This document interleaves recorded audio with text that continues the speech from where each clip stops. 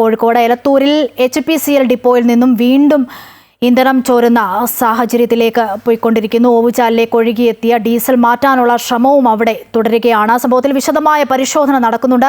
ആരോഗ്യ വകുപ്പ് ഉദ്യോഗസ്ഥർക്ക് മുൻപിൽ ഇന്ന് കമ്പനി അധികൃതർ ഹാജരാകണം. വിവരങ്ങളുമായി KK പ്രശാന്ത് ഒരിക്കൽ കൂടി ചേരുന്നുണ്ട്. KK പ്രശാന്ത്, നമ്മൾ നേരത്തെ നാട്ടുകാരുടെയൊക്കെ പ്രതികരണം കണ്ടതാണ്. 35 വർഷമായി അവർ നേരിടുന്ന പ്രശ്നം ഒരു വലിയ ഗുരുതര വെല്ലുവിളി തന്നെയാണ് അവരെ സംബന്ധിച്ചിടത്തോളം. ഈ ജനങ്ങൾക്ക് മാത്രമല്ല അവിടെ ഭീഷണി ഉയർത്തുന്നത് മത്സ്യങ്ങളുണ്ട്, ഒപ്പം മൃഗങ്ങളുണ്ട്. അവർക്കൊക്കെ ഈ ഒരു പാരിസ്ഥിതിക പ്രശ്നമായി തന്നെ മാറുന്നു എന്ന് വേണം മനസ്സിലാക്കാൻ. എന്താണ് അവിടെ നാട്ടുകാർ പറയുന്നത്? അധികൃതർ എന്തെങ്കിലും പ്രതികരിച്ചിട്ടുണ്ടോ ഇക്കാര്യത്തിൽ? ഇപ്പോൾ വീണ്ടും ഇന്ധന ചോർച്ച ഉണ്ടാകുന്ന സാഹചര്യം കൂടി അവിടെ ഉണ്ടല്ലോ.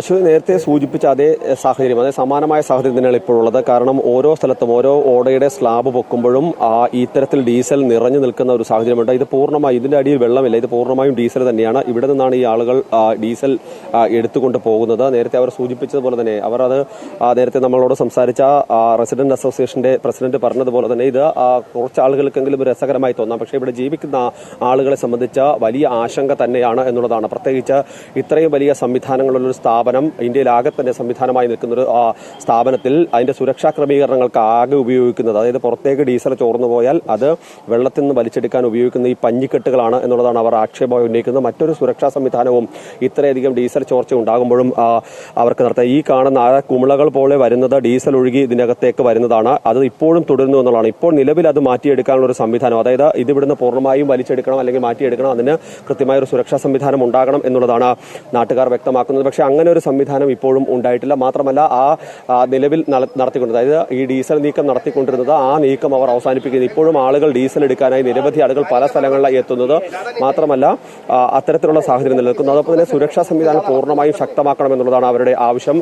അത് താൽക്കാലികമായ ഒരു സംവിധാനം മാത്രമാണ്. പക്ഷേ ഇപ്പോൾ ഇവിടെയുള്ള ഈ ഹിന്ദുസ്ഥാൻ പെട്രോളിയം കോർപ്പറേഷന്റെ ഈ ഡിപ്പോ ഇവിടെ നിന്ന് മാറ്റണം എന്നുള്ളതാണ് പ്രധാനമായി നാട്ടുകാർ വ്യക്തമാക്കുന്നത്. ഒരു തരത്തിലുള്ള സുരക്ഷാ സംവിധാനങ്ങളും ഉറപ്പാക്കുന്നില്ല എന്നുള്ളതാണ്. മാത്രമല്ല സാധാരണഗതിയിൽ ഇത്തരത്തിലൊരു സ്ഥാപനം നടത്തുമ്പോൾ ആ പ്രദേശത്തുള്ള ആളുകൾക്ക്, പ്രത്യേകിച്ച് ഈ പെട്രോളിയം ഉൽപ്പന്നങ്ങളുമായി ബന്ധപ്പെട്ട സ്ഥാപനമാണ്, സ്വാഭാവികമായും പ്രാദേശികമായി ജനങ്ങൾക്ക് ആരോഗ്യ പ്രശ്നങ്ങൾ ഉണ്ടാകും.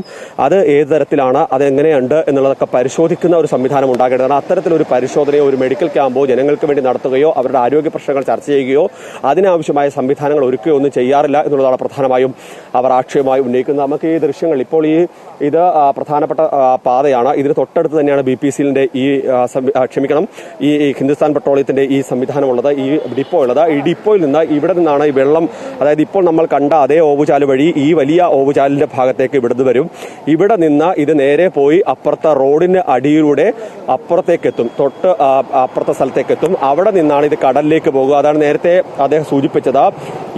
ഇതിന് ഡിപ്പോയ്ക്ക് അപ്പുറത്തെ പ്ലാന്റിന് തൊട്ടപ്പുറത്തെ സൈഡിൽ കായലും ഇപ്പുറത്തെ സൈഡിൽ കടലുമാണ്. സ്വാഭാവികമായും ഏതെങ്കിലും തരത്തിലൊരു പ്രശ്നമുണ്ടായാൽ ഇത് ഈ വെള്ളത്തിലേക്ക്, ജലാശയത്തിലേക്ക് പടരുന്ന സാഹചര്യം ഉണ്ടാകും. അത് ജൈവ സംവിധാനങ്ങളെ ആകെ തന്നെ, മത്സ്യസമ്പത്തിനെ ആകെ തന്നെ ബാധിക്കുകയും അവരുടെ ദൈനംദിന ജീവിത സംവിധാനത്തെ തന്നെ ആകെ ബാധിക്കുന്ന തരത്തിലേക്ക് എത്തിച്ചേരുകയും ചെയ്യും. ഇവിടെ നിന്ന് ഈ തൊട്ടടുത്ത്, അതായത് ഈ ഓവുചാല് പോകുന്ന ജനവാസ മേഖലയിലൂടെയാണ്. അത് അവിടെ നിന്ന് നേരെ ചെന്നാണ് കടലിലേക്ക് കയറുന്നത്. ഇപ്പോൾ നമ്മൾ രാവിലെ ആ സ്ഥലങ്ങളിലേക്ക് പോകുമ്പോൾ ഇപ്പോഴും ഈ ഡീസലിന്റെ അംശം ആ പ്രദേശങ്ങളാകെ തന്നെ കട്ടി നിൽക്കുന്നുണ്ട്. മാത്രമല്ല ഗുരുതരമായ ആരോഗ്യ പ്രശ്നങ്ങൾക്ക് കാരണം വലിയ സ്മെല്ല്, വലിയ രീതിയിലുള്ള മണം. ആ സ്ഥലങ്ങളിലേക്ക് നമ്മൾ എത്തിയപ്പോൾ ഏകദേശം ഇവിടുന്ന് ഒരു 500 മീറ്റർ അപ്പുറത്തേക്ക് മാറിയിട്ടാണ് നമ്മൾ പോയി നോക്കുന്നത്. പക്ഷെ ആ സ്ഥലത്ത് പോലും ഇപ്പോഴും വലിയ രീതിയിൽ ഗന്ധമുണ്ട്.